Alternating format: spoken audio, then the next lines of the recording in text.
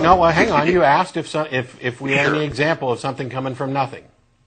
No. Correct. As far as you know, in any kind of scientific history, has that ever happened? No. Nope, including God. Have you ever had an example of a supernatural being who creates universes out of nothing and personally listens to the lives of every single one of the 6 billion people on Earth and either just came from nothing or was always there? Well, that's not what I'm saying. That's what science is saying. Okay. Well, no, we don't have an example of anything coming from nothing. Correct, and then that's great, because that's what the Big Bang Theory is saying. No, it's not.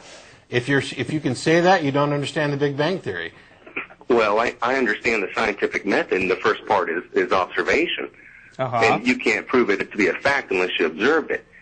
Now, yeah, but if you don't take the historical accuracy of the Bible, you may as well throw out every history book ever written. Stop. Hang on. You're going down this really common bad road of absolutes. Oh, you can't prove anything that you can't have seen or witnessed. The orbital period of the former planet Pluto is 200 and some odd years. Yet we have not known about Pluto's existence or observed it long enough to know that it actually takes that long to go around it. We haven't even been able to observe it for one full rotation yet, and yet we know what its orbital period is. We don't have to observe the whole thing. And well, I'm just throwing back what the scientific method says. Yeah, but you are misunderstanding, because you're throwing out this claim that what science says is if you don't personally witness something, then you can't say it happened, and that's just not true. That's not the scientific method. Then I must be reading a different scientific method. Apparently, you are. You should stop reading science books by creationists. See, the thing is that what you're doing is committing a logical fallacy, because the observation is that the universe exists. We've made that observation, and now we're going to see if we can find out what the explanation for this is. Your method, where you're saying that you have to have observed the universe beginning... No, it's not my method. That's the scientific method. The scientists are the ones that are saying it's a fact. No, I'm sorry. Saying what's a fact? Well, you name it. Evolution. Evolution is a fact. Change over time is a fact. Well, I've never seen any transitional forms. Well, then you haven't looked for them. Go to talkorigins.org. The only reason you haven't seen this stuff is because you haven't looked, or because you're disregarding them. Because what happens is every time, let's say in the process from man and our common ancestor with apes, every time you've got the two, you find an early one, and they say, look at that big gap in between there. And then you find a transitional form, and it goes here, and the creationist says, nope, that's either a human or an ape. And then they also say, and now you've got 2 more gaps. So you fill in those gaps, and you've got 4 gaps. And then they go through, basically you could line up a progression from the common ancestor that we share with modern apes to today's human, a process of skulls of everyone that's ever lived. And a creationist would walk along there and go, ape, ape, ape, ape, ape, ape, man. And that's absurd. They're denying the bigger picture. One of my favorite pages on Talk Origins, for example, is this page which has all these skulls that you're talking about, and then they list what all the creationists say about them. You know, some of them say they're apes, and some of them say they're people, but right around the middle of it, they can't agree. They get exactly like a 50-50 split of the people who are looking at them. Half of them say, that's definitely an ape, and half of them say, that's definitely a person. But why are there still apes? Because we didn't come from apes. Man and apes share a common ancestor. Right. If Americans came from Europeans, then why are there still Europeans? Okay. If bald people, it's...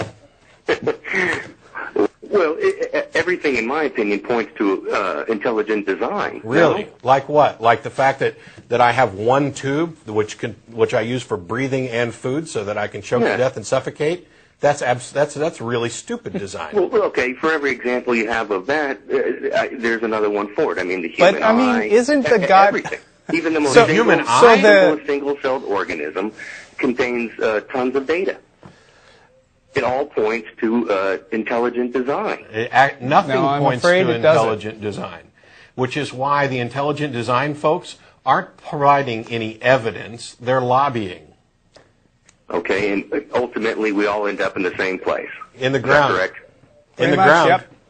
So Hitler and Mother Teresa are in the same exact place right now. Yes. Why Yes. do you think that there should be this kind of cosmic justice, and why do you think Mother Teresa is a particularly good person? I'm personally fine with Hitler being in the ground because because. sense of right or wrong. Wait a minute. And I'm I know personally. society- Hold it. How do you get to heaven under your system of belief? Love and serve mankind, and love and worship God. Well, that's okay. So basically, as long as you take the God stuff seriously and worship God, then you go to heaven regardless of your actions. Isn't that right? No, according to no, Protestantism. there was two parts. It's to love and serve mankind as well. That's not what I've heard from other apologists, including one of my favorite. What if I spend my whole life loving and serving mankind, but I don't love and worship that God that you claim exists? Am I going to hell? Oh, I would say definitely not. Oh, you would? Okay, then we're clear. Then I'll say the same thing I said last week. If that's the case, and belief in God is not a requirement, and your thing is that you just need to love and work for the good of humanity, then you have a useless God. You have a useless God. If God isn't required, if I can live my life and not believe in Him and do whatever, as long as I'm doing good things and I go to heaven, then your God isn't required and He's useless. It's a concept. No, if He's the ultimate judge, then there's no way to determine what's right or from wrong. And if you say society dictates what's right and what's wrong, are we talking about the same has God always who? missed it. Are we talking about the same God who once ordered armies of soldiers to go to neighboring towns and slaughter everybody except the young women so they could take them as their unwilling wives? Yeah, we're talking about the same God that. So has that's Ten the guy who Commandments, gives such you as your love thy ultimate neighbor sense thou of shalt right not and kill. wrong. So you're gonna look at the things that you consider to be good bits, like love thy neighbor and thou shalt not kill, and ignore that this God supposedly sent people out to kill entire towns and keep the virgins for themselves. Well, that's why the Bible is in two parts. You have the Old Testament, where God does appear So to be. in But the the Old in the Old Testament Testament- is in the Ten Commandments are in the Old Testament. Right, and Jesus Christ is not. Right. And So to throw me, out the the only Ten son Commandments. to be Chuck the Ten sacrificed for our Commandments. sins, to me, kind of separates it. Okay, so that God who ordered this mass slaughter and rape was the same guy, but he changed his mind. Well, I'm not familiar with the raping thing that you mentioned. Do you have some stuff? Or you probably can't look that up in time. There's no guarantee, but I mean, if you slaughter an entire town and take 32,000 virgins, you don't think that they had sex with them? Regardless, who cares if they raped them? They went and killed everybody and kept the virgins. Do you For think the that is express morally purpose good? of taking those virgins. Do you think that is morally good? Oh, absolutely not. Which Then is why how Jesus can comes you- into the picture. But it's God that ordered that action, and you're saying that Jesus is God. So basically you're saying that sometime at this dividing point between an Old Testament and a New Testament, this asshole, morally bankrupt God suddenly turned into this love thy neighbor, turn the other cheek God. You're kind of getting it. Yeah. I would agree. Yeah. I'd Well, suggest mighty nice that capable of change. if you accept that and you can disregard that your God was an immoral monster and just latch onto the new stuff, you're morally bankrupt as well. And if you actually read and study what's in the New Testament, these concepts that Jesus brings forward, there's an idea of eternal suffering and torture in exchange for a finite crime, which is, by definition, infinitely more morally corrupt than killing a town full of people.